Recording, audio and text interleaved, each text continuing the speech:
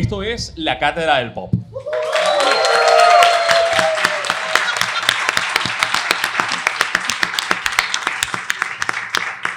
Estamos grabando el podcast en vivo de la Cátedra del Pop, explorando temáticas más adultas. Y esta semana el tema va a ser Quentin Tarantino, el cine del director estadounidense Quentin Tarantino. Han sido ya 9 películas, la más reciente de ellas es Once Upon a Time in Hollywood, pero es que además su obra, en los últimos casi 30 años, ha marcado el cine. Por eso queremos explorarlo con 2 amigos, 2 catedráticos, que nos van a presentar puntos de vista distintos, y eso es rico, porque hoy entonces vamos a aprender un montón. Así que muchísimas gracias, Evelyn Pinto, por venir esta noche.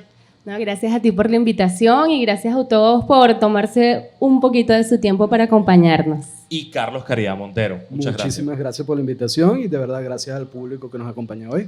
Estamos en los espacios de Ávila Burger del Centro Comercial Tolón, gracias a Coca-Cola FEMSA, que además se ha encargado de proveernos de bebida para toda esta cátedra. Así que vayan bebiendo poco a poco porque no tenemos un corte para ir al baño. Eso no va a pasar en esta edición. Gracias a Vicua y también al Patio Content Studio, quien está grabando esta noche. Vamos con lo primero. ¿Quiénes son ustedes? Porque también hay gente aquí que no los conoce. Evelyn, ¿de dónde vienes? Cuéntame, ¿qué haces? Bueno, muy buenas noches. Soy Evelyn Pinto, vengo del estado Aragua. Soy politóloga de la Universidad Central de Venezuela, magíster en gerencia pública del IESA. Si dirán, ¿qué hace esta especialista aquí en administración pública y políticas públicas hablando de Tarantino? Pero también me gusta el cine. Coordino un diplomado para defensores en derechos humanos de Red Uni Venezuela y aparte soy directora de cultura en la Asamblea Nacional. Me encanta la política y para mí la política lo es todo. Y si no lo es todo, está en todo. Bien, vamos a ver entonces cómo se mezcla allí. Carlos, cuéntanos. Bueno, yo soy Carlos Caridad, soy maracucho, radicado en Caracas desde hace ya mucho tiempo, entonces el acento se me ha ido mezclando, ¿no? Nadie lo nota. Sí. Soy cineasta, tengo unas cuantas películas hechas entre cortometrajes y largometrajes, más o menos 25 años de carrera en el audiovisual y el periodismo también. He hecho documentales, hice un documental que en Maracaibo es un hit, se llama Maracaibo con vista al lago, es de la historia de Maracaibo, de un siglo en la historia de Maracaibo, se lo recomiendo porque tiene unas imágenes increíbles. Y Tres Bellezas, que es una comedia de humor negro estrenada en el 2015 sobre el tema de las mises en Venezuela. Carlos, empezamos por ti. ¿Cuándo fue la primera vez que viste una película de Tarantino? Debió haber sido en el 92 con la primera película de Tarantino. ¿Puedo contar cómo me enteré de la existencia de Tarantino? Supuesto. Yo estudiaba cine y una amiga, una exnovia mexicana, me llevó una revista, un número de la revista Premier del verano del 92. Y en eso había un reportaje especial sobre 3 películas. Eran una película llamada La Ley de la Gravedad, de un director que se llamaba Nick Gómez, Un mal teniente, de Abel Ferrara, y Reservoir Dogs, de Quentin Tarantino. Eran 3 películas que tenían la coincidencia de que se consideraban hijas de Martin Scorsese.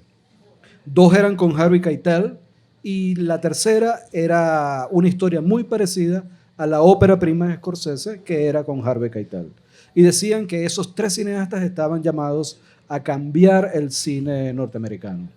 Con los años habrás visto entonces cómo lo cambió Tarantino. A eso le vamos a dedicar esta sesión. Exactamente. Evelyn, ¿cuándo fue la primera vez que viste una película y dijiste, wow, ¿qué es esto? Bueno, mi historia no es tan interesante como la de Carlos. En realidad fue haciendo zapping en la televisión y estaban pasando Pulp Fiction y me quedé encantada. Yo dije, ¿y esta película tan frita de dónde salió? O sea, me encantan todas las cosas que son muy raras. Y de ahí, bueno, empecé a investigar quién era Tarantino y comencé a seguir todo su trabajo.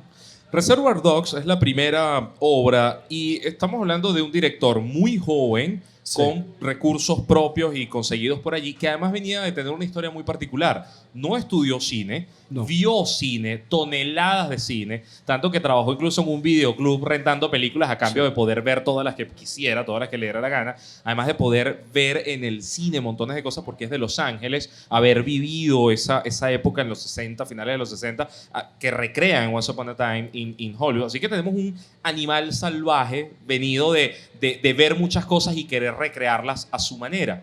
¿Qué elementos cinematográficos consigues en Reservoir Dogs que son importantes para explicar lo que vino después? Mira, es una película, primero tiene la particularidad que casi es una película de un atraco que evita mostrar el atraco. Para empezar, ya eso causa una cierta extrañeza en el espectador, porque ves unos atracadores preparando un asalto y después ves el final, ¿no? Luego es una película que transcurre en un 95% dentro de una sola locación en un tiempo determinado, un tiempo casi real. Y lo tercero, que es muy interesante y que se habla poco, es que la película es una suerte de metáfora de cómo un actor construye un personaje. Todo el proceso que hace el protagonista para infiltrarse en esta banda es exactamente el mismo proceso que hace un actor cuando va a encarar un personaje. Tiene que aprender la vida de este personaje, tiene que imaginarse el lugar donde vive el personaje y encima de eso creérselo completamente. Y eso tiene una razón de ser. Tarantino quiere ser actor, quería ser actor. De hecho, más que director, quería ser actor cuando empieza a hacer cine. Tanto que, por ejemplo, en Pulp Fiction, cuando están tratando de resolver un asesinato, llegan a casa de Tarantino. A casa Así también. como, bueno, ayúdanos. Exacto. Sí, hay una anécdota muy buena con esa primera película y es que cuando están torturando al policía, a él lo dejaron 2 horas con las manos fuertemente atadas, literalmente, para que se pudiera involucrar en el personaje y sintiera lo que era estar atado así y pudiera interpretarlo de una mejor forma. Pero es una película que habla de los bordes, de los márgenes, de los delincuentes. Sí. Y a los delincuentes también les dedica Pulp Fiction. ¿Cómo lo entiendes allí, Evelyn? Bueno, un debate súper interesante que debemos plantearnos cuando vemos Tarantino. Una dicotomía, primero, si estamos hablando de justicia o de venganza, que no solo lo vemos en Pulp Fiction, en Reservoir Dogs, sino también en Kill Bill. Y el otro debate es el de la violencia. Tarantino siempre ha tenido, por supuesto, todo el apoyo, pero también ha tenido mucha crítica. Y es en torno, hace una apología a la violencia en sus películas.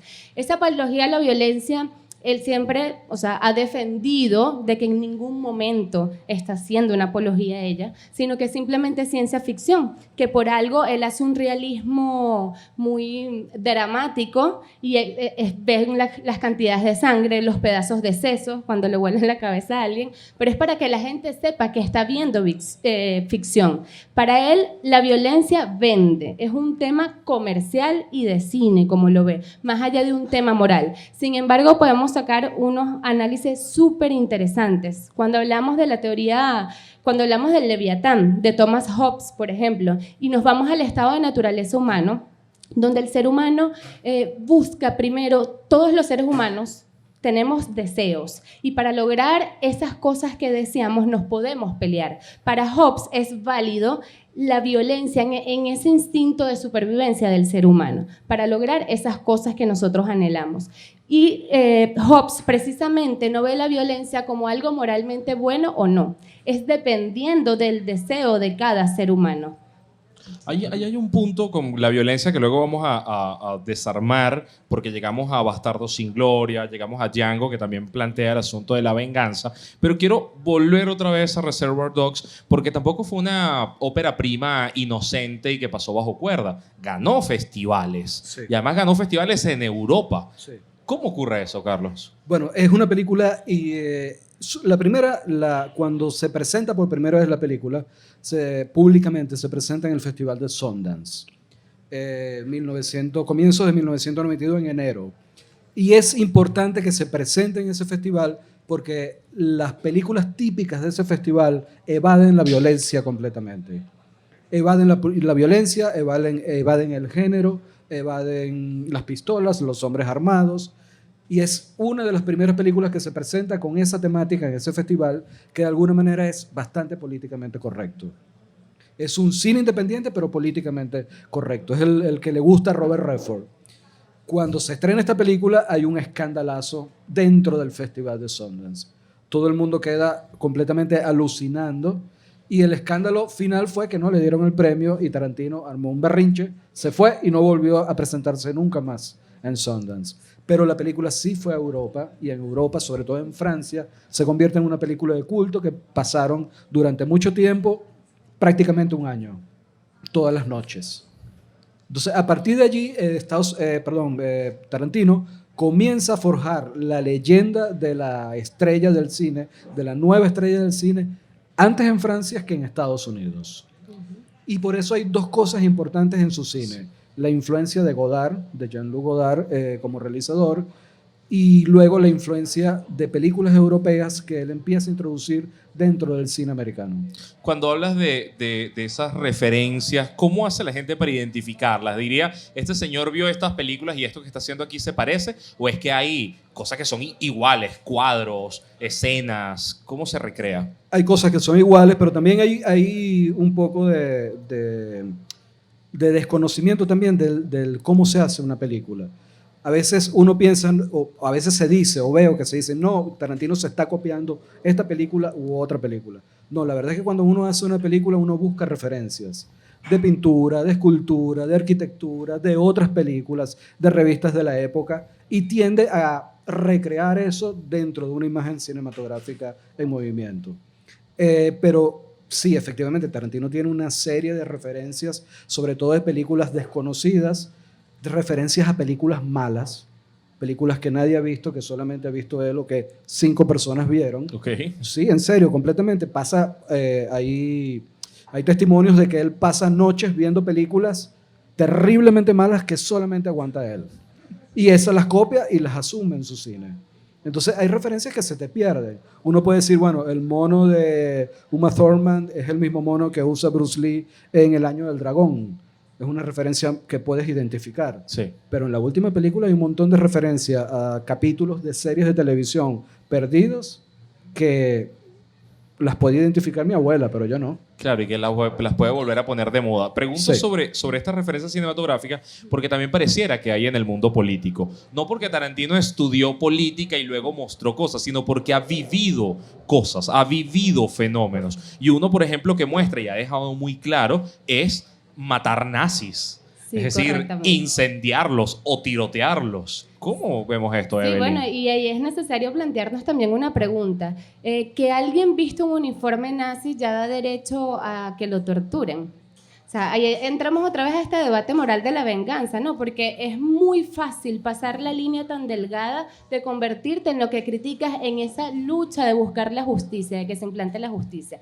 Y bueno, con respecto al otro tema de las influencias de Tarantino, yo creo que es totalmente válido. Todos los seres humanos nos creamos de influencias. Los políticos también tienen muchas influencias históricas o de políticos actuales totalmente. Yo soy una fiel defensora de Tarantino en ese sentido. Él aparte agarra algunas escenas, pero las recrea a su manera. Él le da un toque único que no ha existido. Y cuando podrían haber sido películas, como tú comentabas, que nadie las soporta, él hace que a la gente le encante. El punto de vista desde el maletero del carro usado en varias películas, anime japonés o películas del oeste que luego son recreadas. Ahí hay, por ejemplo, un debate, ya trayendo una película más moderna, Django. Es una película, primero, que honra al spaghetti western. El spaghetti western es cuando se grababan películas del oeste en Italia o en España, en el desierto de España, para recrear lo que hacía el cine gringo y rendirle culto, pero es que además eran sumamente divertidas, atractivas. Él recrea todo esto con Django y lo lleva a ser la historia de un esclavo que se libera y que busca venganza. Y ahí empiezan entonces las discusiones ideológicas. Por ejemplo, ¿la venganza del esclavo es progre o no? Y unos pueden decir, claro, es una historia progresista de cómo se lucha por la libertad. Pero luego otros dirán, ya va, pero el negro violento que mata no es agresivo. Entonces dicen, bueno, Tarantino es de ultraderechas, o Tarantino es de ultraizquierda, o Tarantino es, al final, lo que le dé la gana. ¿Cómo se estudia eso? ¿Cómo se ve eso? ¿Importan las referencias políticas? Él siempre ha querido mantenerse alejado de la política, de no dar ningún tipo de posición política, y lo recalca en todas las entrevistas que le hacen. Yo soy Tarantino y es mi estilo. Mira, es importante entender la dicotomía de las dos imágenes de la política que habla Manuel García Pelayo. Yo los voy a fastidiar un poco aquí con teoría política, Nadie pero yo se creo fastidia en la que cátedra eso es lo del interesante, ¿no? Que lo veamos desde nuestros puntos de vista. Manuel García Pelayo plantea dos imágenes de la política, y así lo hemos desarrollado a lo largo de la historia: la imagen de la lucha y la violencia, y la imagen de la paz y la justicia. En torno a esta dicotomía siempre va a existir el debate y la crítica. Bueno, para cineastas, para películas, para comerciales. Y es eso, no... Mira, es errado e irresponsable decirte con Django Tarantino puso una posición progresista o fascista. La puedes interpretar de cualquiera de las dos formas. Yo creo que es un cine de ficción importante. Tiene escenas de tortura, de maltrato, bueno, características de Tarantino que vale la pena ver. Un papel extraordinario de Leonardo DiCaprio en Mr. Candy, que me parece que es uno de los mejores papeles en la historia. Pero lo importante en este tema es que Tarantino exterioriza lo que muchas personas piensan. A él lo critican porque en la película dice muchas veces la palabra nigga, que es una palabra innombrable en Estados Unidos. Pero al final él está exteriorizando algo que sucedió en la vida real. Él está exteriorizando una discriminación racial que aún existe en algunos estados de ese país, pero que todo el mundo se ofende si utilizas determinada palabra. Entonces, puede ser también están ofensivos de una manera hipócrita, porque callan ante unas realidades, pero wow, qué fuerte que Tarantino utilice esa palabra en una película. Pero es justo en esa donde le dan el Oscar a Mejor Guión Original. Sí. Y en el guión es donde están escritas todas esas palabras prohibidas. Ahora, estamos hablando de un cine que se pudiese llamar independiente, al menos en sus inicios. ¿Cómo entender una obra como Pulp Fiction, que arranca como indie? Bueno, esa película cambió también por completo el cine americano y el cine independiente. Porque hasta ese momento las películas independientes, como ya dije, tenían otra línea. Y sobre todo, las películas independientes no eran taquilleras. Estamos hablando de una película que hizo $300 millones con un presupuesto de 8. Una película independiente, el cine independiente no llegaba a las salas de los centros comerciales, y esta película se pasó en los centros comerciales de todo el mundo. Eso hizo que Hollywood mirara el cine independiente como un negocio, y todos los grandes estudios empezaron a abrir sus propias divisiones para hacer cine independiente desde el estudio. Eso fue bueno y malo. La gente empezó a ver otro tipo de cine, y fue malo porque acabó con el cine independiente. ¿En qué sentido, Carlos? ¿Qué fueron los grandes estudios los que tomaron la iniciativa de hacer cine independiente? Entonces, Disney compró Miramax para hacer cine independiente. Fox abrió una subsidiaria del estudio para hacer cine independiente. Entonces, al final, el cine independiente entró por el mismo tubo de los grandes éxitos de taquilla, de los blockbusters de la época. Y eso hizo que se muriera completamente. ¿Cómo se entiende cuando se dice esto es cine de autor? ¿Qué lo define así? Que dos cosas, básicamente. Primero, que el autor en una película describa un mundo propio. Cuando tú ves una película de un autor, tú dices, esta película tiene que ser ese porque ese personaje pertenece a ese autor. Es decir, Fellini, tú ves una mujer con las tetas grandes y tú dices, esta es una mujer feliniana. Una gorda, enorme, con senos enormes, erótica, es un personaje feliniano. Y con Tarantino pasa eso. Tiene un estilo y tiene un mundo. Cuando es un cine de autor, es la única manera, es cuando solamente ocurre cuando tú puedes ponerle el adjetivo a algo. Esta película es tarantiniana. Es Tarantino. Este personaje parece de una película de Tarantino, es tarantiniana. Que son películas espectaculares en el sentido de lo visual. Hay sangre, hay escenas de violencia, pero pareciera la excusa, el vehículo, para tener unos diálogos geniales, sí, brillantes, desde la discusión de una hamburguesa en Pulp Fiction hasta discutir alguna historia épica alemana como en Django. Sí. Siempre son diálogos. Es como que Tarantino ya ha sido es un gran escritor que además hace cine. Es un gran escritor y comenzó como un gran escritor, para empezar. Cuando uno estudia cine, lo primero que te dicen los profesores de cine es, la película no es el diálogo. El diálogo se añade al final cuando el guión está listo. Okay. Cuando tienes la estructura de lo que va a suceder, eso es lo que añades, los diálogos. Los diálogos son esos que se añade después. Tarantino invierte esa ecuación y comienza con los diálogos, que por eso también es rompedor su estilo. Decide que él no le va a hacer caso a eso y que los diálogos en una película son tan importantes como lo que ocurre. Sí. En los diálogos están las ideas. Sí, ¿Qué has totalmente. descubierto allí? Yo traje 2 diálogos, 2 frases específicas que Perfecto. me parecen súper importantes en el análisis político. Una es de Django, que lo hablábamos ahorita, que dice: no se puede conseguir nada sin ensuciarse las manos, y lo que estoy haciendo es ensuciarme las manos. Eso lo dice Mr. Candy. Pero, ¿qué les da como respuesta a esa frase? Maquiavelo. El fin justifica los medios. Soy capaz de realizar cualquier cosa con tal de encontrar lo que busco. Otra frase para mí impactante, y aquí entramos en un debate religioso, que bueno, son temas polémicos, es en Kill Bill. Y dice: cuando la fortuna te sonríe al llevar a cabo algo tan violento y terrible como la venganza, es una prueba irrefutable no solo de que Dios existe, sino de que estás cumpliendo su voluntad. O sea, esto puede ser un poco fuerte para las personas que son muy creyentes, pero no podemos ocultar una realidad de que las personas pueden escudarse en Dios para realizar acciones tanto buenas como malas. El ser creyente no te exime del tipo de acciones que puedas cometer. Y eso es lo importante de Tarantino. Para mí, él no es una persona que te dé una visión única de la vida, que te diga: soy ateo, no soy ateo, hay que creer en Dios, soy de izquierda, soy de derecha, sino que te das ese derecho, ese mundo, esa amplitud a la diversidad, ¿sabes? A que tú lo puedes interpretar de la manera como tú lo entiendes. E incluso, con base a eso, respecto al famoso maletín en Pulp Fiction, que nunca se sabe qué es lo que hay adentro, en una entrevista una vez le preguntaron: ¿y qué hay allá adentro? Y él dice: lo que tú quieras que haya. Entonces, eso es parte del diálogo de sus películas. Las puedes interpretar a tu manera. Pero al final es un gran sátiro. Lo que hace es mostrarte esos conflictos sin darte solución, sino decir, bueno, vamos a reírnos de lo ridículo que es esto, que incluye a Samuel L. Jackson recitando la Biblia antes de entrarle a tiros a alguien en Pulp Fiction. Y un versículo inventado, no es real. O sea, para los que no saben, ese Ezequiel 25:17 no existe. Es cualquier cosa. Fue escrito por ellos. O burlarse del Ku Klux Klan en Django. Esa anécdota, esa escena de esa película, yo creo que es una de las más geniales de los últimos años. No sé si la recuerdan. Claro, pero cuando nárrala.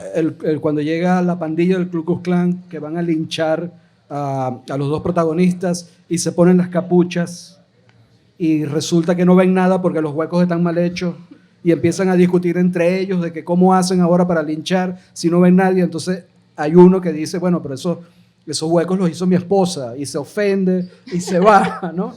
A mí me da mucha risa esa escena porque además tiene un origen histórico.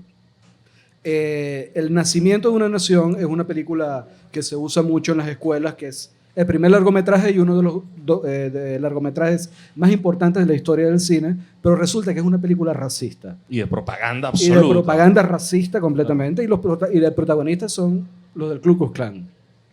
Y en esa película, uno de los grandes directores de la historia del cine, John Ford, que dirigió la Diligencia, hizo el papel de extra como uno de los jinetes del Ku Klux Klan. Y él aparece en la película jalando la capucha porque los huecos estaban mal hechos y no veía nada, ¿no? Entonces no sabía por dónde estaba llevando el caballo, no sabía nada y sale así estirando para que se le vieran los huecos. Tarantino toma esa anécdota y la convierte en esa escena de Django. Y se convierte básicamente en la burla y destruye el Ku Klux Klan con un chiste. Ni siquiera con la violencia, sino con el humor. El humor está allí. El humor es parte de la obra de Tarantino. ¿Hay alguna que ustedes recuerden particularmente y que sea la que recuerden siempre? ¿Qué cosa? Escenas humorísticas. Bueno, esa para mí es la gran escena humorística de Tarantino. Mira, es que a veces hablar es un poco crítico, ¿no? Porque te dicen, que es sanguinaria, pero a mí me parece de verdad muy gracioso, puede ser políticamente incorrecto, es la escena cuando Vincent mata por equivocación al chico que llevan atrás en el carro. Se me escapó el disparo y los sesos por todos lados. Para mí es muy graciosa esa parte. En Pulp Fiction le está dando advertencia a este joven hablando con la pistola y se escapa.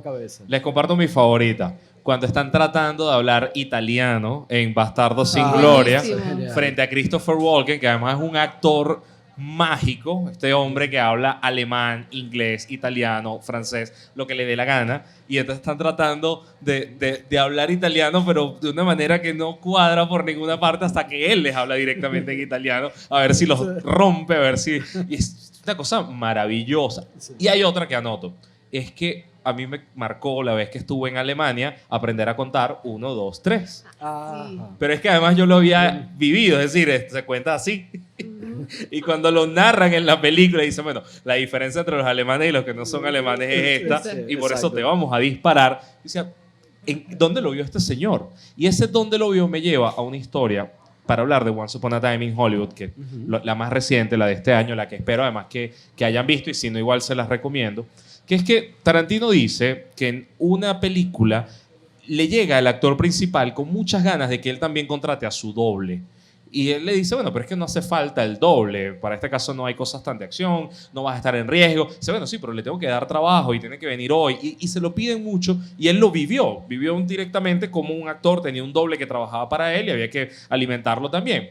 Convierte eso, años después, en Once Upon a Time in Hollywood, con 2 grandes estrellas, Leonardo DiCaprio y Brad Pitt. Además lo hace en un tono no solamente de mostrar la camaradería entre ellos y luego cómo se desarrolla la historia, sino que también lo aprovecha para hacer una despedida de Brad Pitt como símbolo sexual. Es decir, lo muestra en la película sin franela, cambiando un cable en un techo, como para que todo el que quiera se lo use y decir, bueno, ya esta es tu última vez, ya este señor tiene 50 y tanto.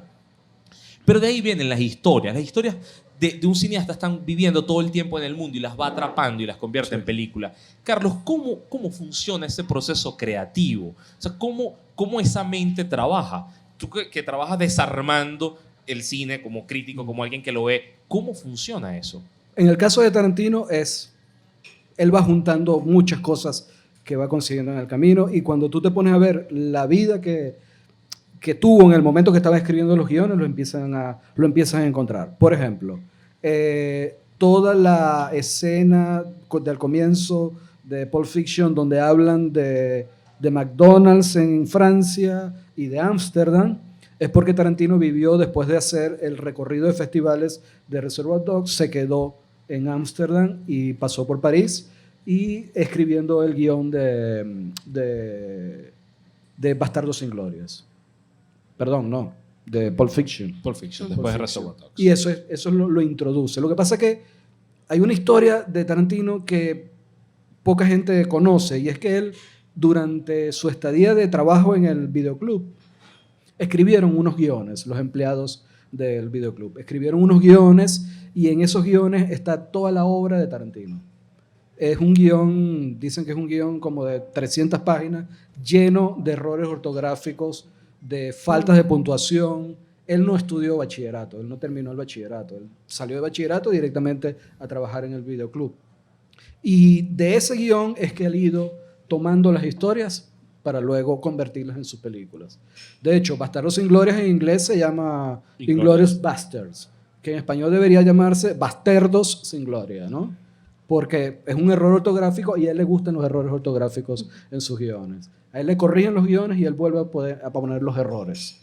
Entonces, pero esa no era la pregunta. La pregunta era, ¿de dónde sacaba eso? Y así tú vas agarrando pedazos de cosas que te vas encontrando y las vas armando. Te van motivando, te van diciendo, mira, esta imagen la tienes que ver reproducida en una película. Claro, esto lo pregunto porque cuando uno habla de cultura pop, en sí mismo, las 9 películas de Tarantino entran en este universo, sí. Son famosas, conocidas, son referenciales, pero a su vez, cada una de ellas es un culto, un mérito a otras cosas que existieron antes. Sí. Es una suerte, uso la misma palabra de la cátedra pasada, una suerte de pasticho con muchos niveles, donde el que ha visto más cine disfruta más, sí. El que ha escuchado más canciones disfruta más. Te das cuenta, por ejemplo, en sus películas que es un gran DJ. O sea, es alguien que tú quisieras en tu casa poniéndote música toda la noche en una fiesta porque la selección es muy buena. Y además, como va haciendo esto por retazos, por pedazos, mucha gente puede ver en ellas cosas donde se refleja. Sí. ¿Qué has visto tú que te llame la atención, que digas, esto me interesa? Mira, de Tarantino son muchas cosas. Con respecto a la música, algo importante de él es que él no coloca música como un relleno musical, como para cubrir un periodo de tiempo de la película. Él coloca el fondo musical, es importante en el desarrollo de la película, es importante. También las características, esos detallitos mínimos. Por ejemplo, la Royal Burger es una hamburguesa que él se inventó y la saca en varias películas, igual que su marca de cigarros, la Red Apple. Sí. Esa marca de cigarros la saca como en 5 de sus películas y es algo de su invención. Tarantino hablaba una vez que tuvo una influencia de un gran director de cine y le preguntaba a este director, no recuerdo el nombre, le decía, ¿cómo haces tú para poder llevar a la pantalla algo tan magnífico? Y el director de cine le dice, pero es que no lo tienes que hacer tú. Eso lo tienen que hacer los actores. Tu deber es transmitirles, llevarles el mensaje de lo que quieres que ellos hagan. Entonces fue cuando Tarantino dijo, mira, yo puedo hacer películas. No estudié cine, no estudié arte, pero yo sé transmitir cosas, yo sé escribir, eso me gusta. Yo puedo buscar a los mejores, al mejor cineasta, al mejor fotógrafo, al mejor iluminista, al mejor actor y puedo llevar a cabo lo que tengo en mi mente, porque todas las ideas las tengo es aquí. Para mí, Tarantino es maravilloso en esos pequeños detalles que comienzas a valorar cuando ves todas sus películas. Esos detalles como que se creó su propia marca de cigarros y la ves en varias películas de él. Me gustaría que destripáramos, porque el término vale aquí, Ajá. Kill Bill como obra. Ya él había tenido una mujer protagonista antes en Jackie Brown, tenía a Uma Thurman en su universo de actrices y además es una suerte de musa. Combina todo y se arma esta historia de la venganza de una mujer en esta obra llamada Kill Bill. ¿Qué extraen ustedes de ella? A ver, Kill Bill, lo primero es el tema de la venganza, que lo saqué al principio de la cátedra, y es esa lucha entre la venganza y la justicia. ¿Hasta qué punto ella está haciendo justicia porque le asesinaron a la persona con la que se iba a casar? ¿O es una simple venganza que ya se metió en su instinto y va matando a todo el que se le atraviese? Y algo importante de Kill Bill es esa sátira y esa... no sé si se podría llamar el cine de lo absurdo, pero que caracteriza muchos diálogos de él, que es, por ejemplo, cuando ella ya llega a matar a Bill y, bueno, ve a la hija, entonces decide como que, bueno, vamos a hacer una pausa. O sea, yo vengo aquí con mis ganas de asesinar, vamos a hacer una pausa, a vivir como una familia normal unas horas, compartimos y luego otra vez volvemos a la violencia y al asesinato. Todo ese mundo es maravilloso en Tarantino, y en Kill Bill es la máxima expresión de la violencia y de esa dicotomía entre justicia y venganza. ¿Qué extraes tú de ahí, Carlos? La apoteosis del dedo gordo del pie de Uma Thurman. Por Eso favor, además tiene una razón de ser. El hombre es terriblemente fetichista de pies. Si ustedes ven toda su obra, va a ver una y otra vez los pies de las mujeres. Parece que a las amigas le dice, ¿qué tal si te compro unos zapatos? Pero es para verle el pie a las amigas. Es un vudú gringo con plata. Pues. Sí. Okay. Y en esta película él le dio rienda suelta a esa perversión. Vemos el pie de Uma Thurman 15 minutos, 10 minutos, tratando de moverse el dedo gordo, y la película está en CinemaScope, enorme la pantalla, y ves un dedo gordote 10 minutos. Tratando de sacar la llave para salir de la tratando de urna. moverse y tal. Y luego durante toda la película estás viendo todo el tiempo los pies de las actrices. Es una cosa que a mí me impresionó el nivel de perversión visual en ese sentido, y él estaba feliz haciendo eso, ¿no? Pero más allá de eso, esta es la película además donde él retoma su estilo absurdo, su estilo sangriento y su estilo de llevar las cosas al límite. Es una película que surge de Pulp Fiction. Es básicamente la historia que cuenta Uma Thurman en Pulp Fiction. Y es increíble que además dure tanto como duró y que se haya estrenado en 2 partes. Eso cinematográficamente como negocio no es usual. Y bueno, también él contaba con la ayuda de Miramax y Weinstein, que era un tipo bastante arriesgado a la hora de poner las películas en los cines. Ahí ya tocaste el tema, hay que cerrarlo. Ajá. Weinstein estaba encargado de Miramax, el estudio que apadrina a Tarantino y que además Tarantino hace crecer con sus Sí, películas exacto. exitosas. Es el estudio que hace Tarantino. Pero Weinstein es un tipo hoy Un monstruo. muy mal visto, Sí. un monstruo, un señor que cometió delitos. Y el propio Tarantino dijo, yo no hablé cuando tenía que hablar, llegué tarde. Podemos estar ante alguien ahora con un sentimiento de culpa gigantesco. Definitivamente, además porque Weinstein nunca le ocultó a nadie nada. Weinstein toda su vida fue un monstruo, destruyó carreras de cineasta, destruyó películas, estafó gente, golpeó gente, hizo abuso de poder. Y es increíble que se haya salido con la suya durante tanto tiempo. Fueron como 30 años. Claro, el tema del abuso femenino no se había conocido. Y eso es lo que lo termina de tumbar. Pero de verdad en torno a él hubo mucha complicidad. Mucha complicidad. Desde el punto de Mucho vista- silencio. Mucho Sobre todo el silencio. silencio. Y lo tocó justamente por esa arista feminista necesaria. ¿Es Kill Bill una película feminista? Sí, sí lo es, desde mi punto de vista, porque primero es para la época, ¿no? Es la protagonización de una mujer, primero las armas. La mujer tradicionalmente, históricamente, no se ve como la persona violenta. La mujer da ese mensaje de somos las pacifistas. Entonces aquí vemos una mujer que sí, yo puedo pelear, sé usar las armas también como otro hombre y busco la venganza. No le tengo miedo a la violencia, a la sangre ni al asesinato. Aparte de que es una mujer que sale como de esa relación tóxica que tenía con Bill, porque él al final mantenía a esas mujeres asesinas controladas de una manera hasta psicológica, podríamos decir. Es una mujer que se revela ante esa opresión y bueno, y busca incluso exterminar a la persona que la había convertido en eso y que le arruinó su vida de diferentes formas. Casi que es el guión de Weinstein Exactamente. con unos años de adelanto. Exactamente. Bueno, mira tú donde quizás hay un descubrimiento. Yo creo que sí, que lo sabía. Yo creo que sí que lo sabía y que eso lo haya expresado a través de esa película. Porque también, si recorremos su historia como cineasta, también encontramos referencias personales de ese tipo. Por ejemplo, Reservoir Dogs se considera la película donde él ajusta cuentas con sus amigos del videoclub. ¿Sus amigos de? Del videoclub. Ok. Okay, de los que trabajaban con él, todos querían hacer cine, pero al final quien termina haciéndolo es él.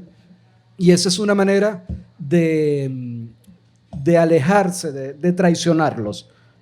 Porque la película es la historia de una traición, ¿no? Básicamente, es la historia de una traición. Ujú. Y esa es la manera en que él sublima esa traición, donde él se aleja del videoclub, no los vuelve a ver más y se hace estrella. Vamos a un punto importante. Si hay una película que yo quisiera volver a ver, ¿cuál me recomendarían ustedes que fuese? Pero diciéndome, ya va, antes de verla, métele este cambio. Es decir, ponte este otro lente. Porque yo siento siempre que me estoy perdiendo algo. Siempre siento que estoy fuera de las referencias, de los chistes, de las profundidades de ciertos análisis. Entonces, quisiera que me dieran esa fórmula. Vuelve a ver tal película, pero con este lente nuevo. Bueno, para mí sin duda Bastardo sin Gloria, te pido que la vuelvas a ver, pero aparte, es porque cualquier película que vemos sobre la Segunda Guerra Mundial sabemos cuál es el final, porque eso es lo malo, ya sabemos cómo sucedió la historia. Él hace un cambio que jamás se había visto en estas películas que reflejan la Segunda Guerra Mundial, y es que muere Hitler, pero muere en una explosión y lo asesina una judía, y es magnífico todo el arte. Entonces es verlo como ¿qué hubiese pasado? Sí. O sea, si Hitler hubiese muerto de esa manera, si de verdad se hubiese acabado el imperio nazi cuando muere Hitler, Goebbels en ese teatro cuando lo incendian, eso hubiese traído consecuencias, de verdad hubiese acabado la guerra. O sea, es chévere, bueno, es filosofar, es divagar, ¿no? Pero saber qué hubiese pasado, sí, me parece súper interesante que planteen un cambio en la historia que evidentemente no sucedió y donde la persona que fue víctima, esta judía que le asesinan a sus padres, a su familia, Shoshana. sí, espectacular, Shoshana, logra vengar a su familia, y la parte irónica donde le da Landa le da el vaso de leche, precisamente, que ella recuerda eso como el momento en que asesinan a sus padres, pero es verlo desde que la historia la actualidad puede haber sido diferente si la historia hubiese ocurrido diferente en ese momento. Bien, Carlos. Mírate, Eras una vez en Hollywood, pero antes de mirarla te pones los lentes de Jean-Luc Godard. Puedes verte sin aliento y luego ver esa película. Y te vas a dar cuenta de que hay una continuidad, pero perfecta, entre la nueva ola francesa de los años 50 y esa última película. Es la película más nueva ola de Tarantino. Porque además él se olvida de la historia. Él hace una película muy rara, un guión muy raro, porque tiene un largo primer acto y un tercer acto. Se salta el segundo acto, que además es muy difícil de escribir. Es el acto que a todo guionista odia el segundo acto. Quiero que me desarrolles eso un poco. ¿Qué es el primero, segundo y tercer acto? Básicamente, No hay un segundo. todas las historias se dividen en 3 bloques. El primer bloque donde presentas a los personajes y presentas el conflicto de la película. El segundo bloque donde los personajes tratan de de resolver el conflicto.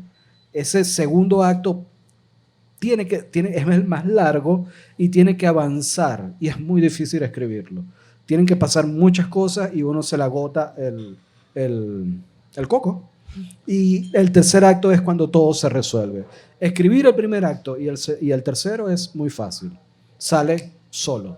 El tercero es más corto que el primero incluso. Ya tú sabes lo que va a suceder al principio y al final de toda historia. El medio es el complicado. Tarantino se voló el medio. En esa película él se vuela el medio, no le interesa contar el desarrollo de la película, sino Brad Pitt, DiCaprio y la actriz Margot Robbie. Margot Robbie en un cine. Ya. No hay avance del conflicto, no hay complicaciones del conflicto. De hecho, no hay conflicto. El conflicto se resuelve en el tercer acto cuando se presenta y se acaba.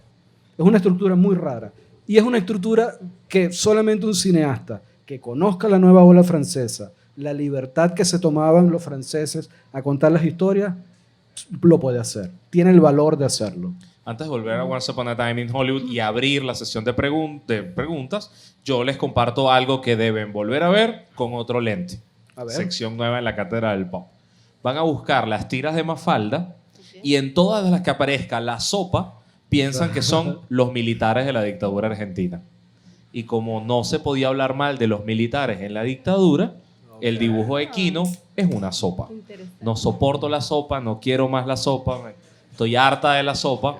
Era una manera de hablar de los militares.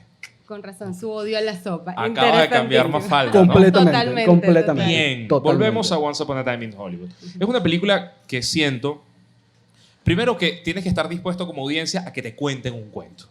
Sí. Sentarte, dedicar 2 horas a un ritmo que no es fácil, pero además donde Tarantino se recrea en mostrarte su universo infantil. La radio que escuchaba, las calles que recorría. Hay incluso tomas que parece que están vistas desde abajo. O sea, es una cosa muy particular. No es Hollywood industria, Hollywood Los Ángeles espacio. Sí. O sea, es una vida cosa diaria. muy interesante. A mí, por ejemplo, el ruido de la radio me llamó mucho la atención. Pero hay otro ruido a lo largo de toda la película. Los motores. Los motores de los autos suenan, Sí. le dedica tiempo. Y hay una escena que yo la discutí mucho, que es cuando básicamente hay un recorrido con Brad Pitt en su vehículo, el vehículo toma otra vía y hay como 6 a 10 segundos de la autopista donde van pasando vehículos, va y viene. Que también es una manera de decirte, mira toda la plata que puedo gastar en carros de la época para que pasen como a mí me dé la gana, porque eso no es computadora. Y cerrar la 405 de Los Ángeles. Y cerrar esta Carísimo. vía que es la más grande de todas porque ya soy grandote. Sí. Es mi 9ª película y puedo hacer lo que me dé la quiera. gana. ¿Qué sintieron ustedes al ver esta película que es como grandiosa, aunque no es para todo el mundo? Bueno, a mí algo que me encantó, y aquí me voy en el tema ya de actores, es ver a una Dakota Fanning en una película de Tarantino. Para mí eso fue maravilloso porque me parece una actriz sensacional que ha ido creciendo, y verla trabajar en una película con actores al nivel de Brad Pitt, Leonardo DiCaprio, dirigida por Tarantino, para mí fue un toque muy particular de Once Upon a Time in Hollywood. ¿Qué viste allí también? Las cochinadas de DiCaprio. No sé si se fijaron. Está todo el tiempo escupiendo, sacándose los mocos. Asqueroso. No se fijaron en Claro. eso. Como personaje era un bodrio. Era imposible de ver. Eso me llamó mucho la atención porque DiCaprio, siendo una estrella, decidió construir su personaje desde el asco. Y amigas me dijeron, perdí la plata con esa película. Ese hombre, a mí que me encantaba, y pasó toda la película haciendo cochinadas. Eso por un lado me llamaba mucho la atención y me daba muchísima risa verlo en ese plan. Lo segundo, bueno, ya lo he dicho, la estructura me pareció la película más nueva ola francesa de Tarantino, y me llamó mucho la atención el tratamiento de Margot Robbie, porque sí parece una de las heroínas de Godard, con el corte de pelo de Jean Sever en Sin Aliento. Eso me pareció muy arriesgado de un cineasta ya que está constituido, ¿no? Que ya se espera una película taquillera y él decide, no, voy a hacer una película a lo Godard. En esa película muestran a un Leonardo DiCaprio, actor, que está tratando además de no salir de la industria. De hecho, lo regañan, le dicen que le está sirviendo para que otros actores juveniles crezcan, avancen. Y vemos la duda del actor fracasado que siente que está perdiendo algo. Está perdiendo el toque, pero en paralelo está trabajando mucho para recuperarlo. Se muestra el cine dentro, fuera, antes, después. Es una honra el propio cine, pero no es la historia también del propio DiCaprio.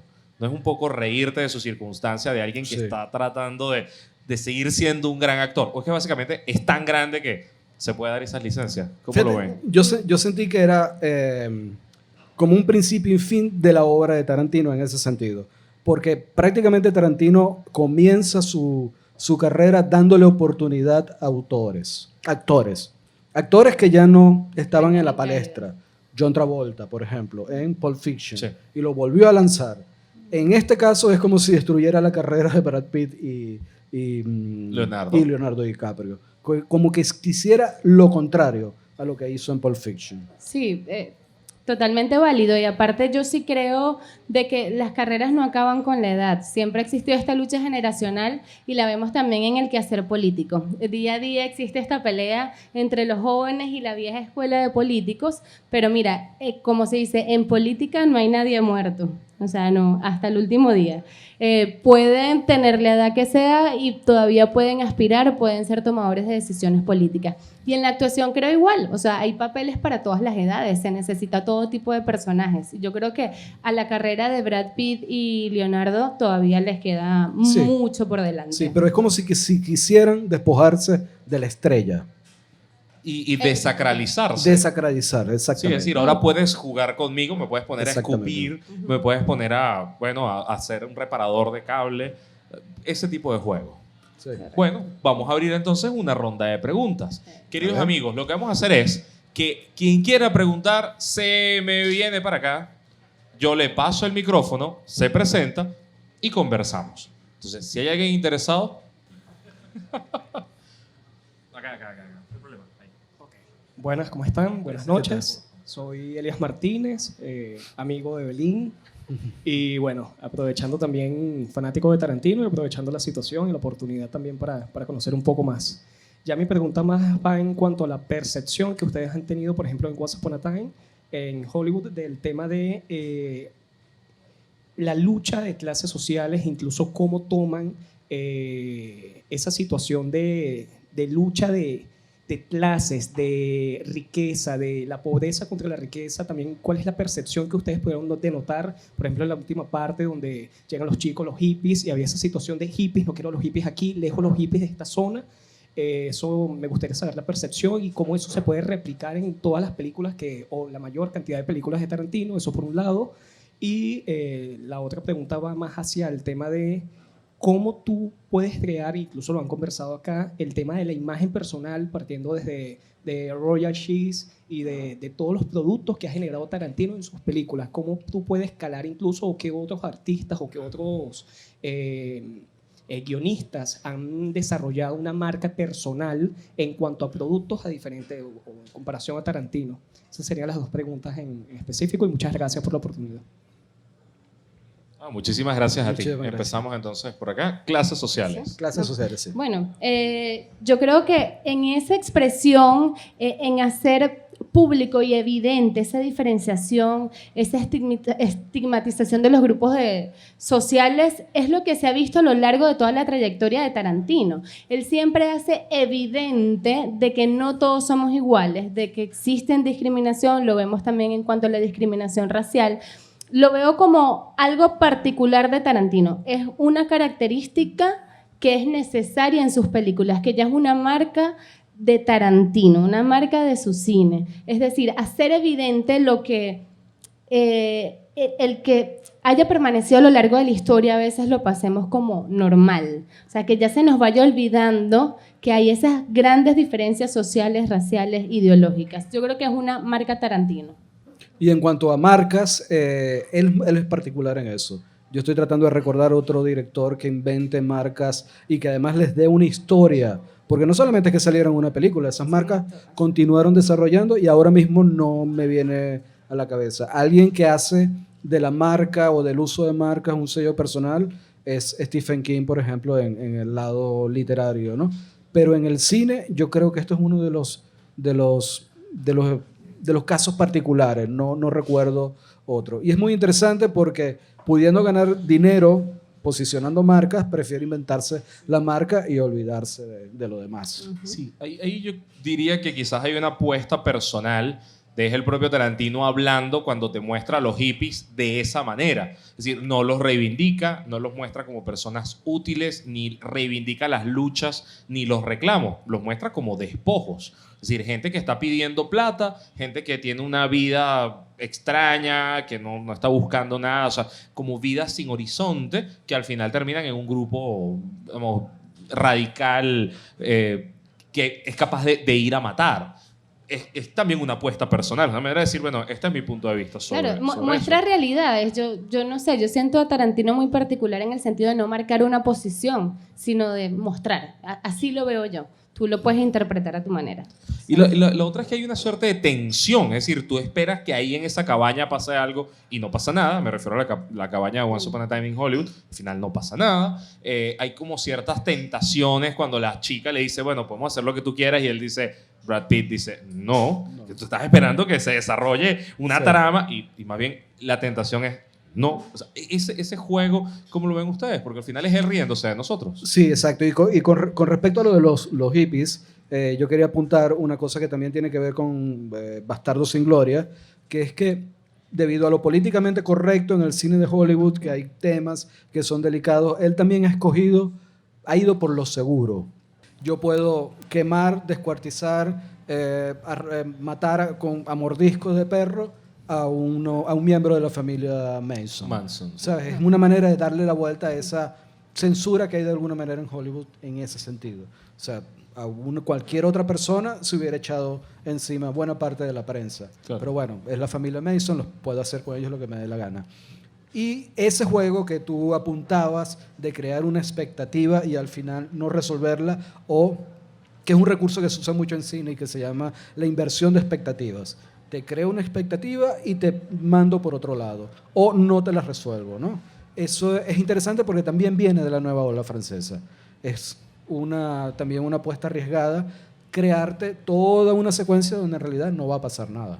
Chicos, yo le pido a los catedráticos referencias. Es decir, me gustó lo que vi, me gustó lo que hablaron. ¿Qué me recomiendan ver o leer para tener el mismo nivel de intensidad que ustedes? O un poquito, lo que puedan prestarme. Ok. ¿Comienzo yo? Adelante. Yo te voy a recomendar es leer. Lo mío es más libros que películas. Yo no me insulto cuando me mandan a leer, no tengo problema. Bueno, Idea de la política, de Manuel García Pelayo. Es casi que un folleto, es súper finito y da dos imágenes muy buenas de la política. Es casi que el padre de la Escuela de Estudios Políticos en Venezuela. También te recomiendo leer El Leviatán de Hobbes, no completo, pero por lo menos el capítulo del hombre y del Estado. Al menos la entrada en Wikipedia. El capítulo del hombre y del Estado vale la pena leerlo. El Leviatán es así, es un monstruo literal, como lo dice el nombre del libro. Los orígenes del totalitarismo de Hannah Arendt. Y, bueno, también identificar lo que son las formas de gobierno de Aristóteles y un poco el son político también de Aristóteles. ¿Por qué eso impacta en la manera en la que ves a Tarantino? Por ejemplo, Aristóteles. Porque ahí tú puedes ver lo que es la esencia humana, el estado de naturaleza y por qué nosotros hacemos un contrato social para poder vivir en paz, para poder tener un ordenamiento social que permita que no nos asesinemos entre todos y que evite que haya un estado de anomia con una ausencia total de normas. Bueno, si estoy describiendo la Venezuela actual, aquí vivimos en algo bien contradictorio, ¿no? Pero yo creo que es importante para entender la naturaleza de las relaciones e interacciones de poder entre los seres humanos. Que son las que subvierten en la obra de Tarantino, que quedan totalmente... Por supuesto, porque la política está en todo. La política está hasta en las relaciones personales, en las relaciones sexuales. Nosotros no escapamos de la política en ningún momento. Carlos Caridad Montero. Recomiendo, para entender a Tarantino en su propio contexto, 2 libros de un mismo autor. En español sería, le pusieron este título más o menos horrible, Moteros Tranquilos, Toros Salvajes, de Peter Biskind. Es un libro que cuenta el detrás de cámaras del nuevo cine americano que se dio desde 1969 con la película Easy Rider hasta 1982 con la película Raging Bull de Scorsese. Okay. El segundo libro de él se llama en español Sexo, Mentiras y Hollywood y va de 1986 al 2006 y cuenta el detrás de cámaras del cine indie americano con toda la historia de Tarantino y Weinstein y el Sundance, Robert Redford y todos los cineastas que aparecieron en los 90s. ¿Qué me recomiendan de Netflix hoy? ¿Qué hay que podamos ver? A ver. Llego a mi casa y lo enciendo. Yo estoy viendo ahorita una historia, a lo mejor, pero Bolívar. Me encanta. ¿En serio? ¿Estás viendo Bolívar? Estoy viendo Bolívar y es que sabía que iba a causar Pero me gusta mucho porque aparte, a mí me gusta todo este realismo histórico ficticio, no sé cómo se llama ese género, que te basas como en un contexto histórico determinado, pero no cuentas la historia tal cual como pasó, sino que la llevas a la ficción. Me gusta mucho este estilo de películas y creo que la serie Bolívar va un poco allá, porque no narra exactamente los datos históricos como fueron, pero es interesante el desarrollo que se da en el contexto, ayuda a ver todo el tema de, por ejemplo, cómo Bolívar era un oligarca, por decirlo así, en Venezuela, la cantidad de esclavos que manejaba, o sea, todo el tema de cómo trataban y cómo se estaban muriendo y maltrataban a los esclavos en las distintas haciendas en Aragua. Tenía 4 casas en Caracas, o sea, Sí. era oligarca No, ayer total. y hoy. O sea, viajó por Europa por mucho tiempo, mantenido a punta de la herencia.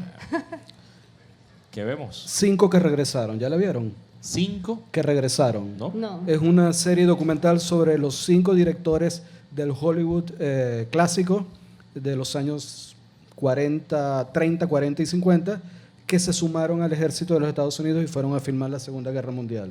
Es un documental extraordinario donde los entrevistados son Guillermo del Toro, Steven Spielberg, cineastas actuales que miran ese pasado de 5 directores que lo abandonaron todo, que estaban en la cúspide de sus carreras y se fueron a filmar la Segunda Guerra Mundial. John Huston, John Ford, George Stevens, Frank Capra y me falta uno, que ya lo voy a recordar. Tranquilo, Carlos, hoy tu memoria ha sido Sí. una gran aliada. Exactamente. Muchísimas gracias por venir a la Cátedra del Pop, de verdad. Ha sido una sesión interesantísima y vamos a ver el cine de Tarantino desde otro punto de vista ahora. Muchísimas Gracias por gracias la a invitación. ustedes por ser parte de esta cátedra. Gracias por estar aquí esta noche. Gracias.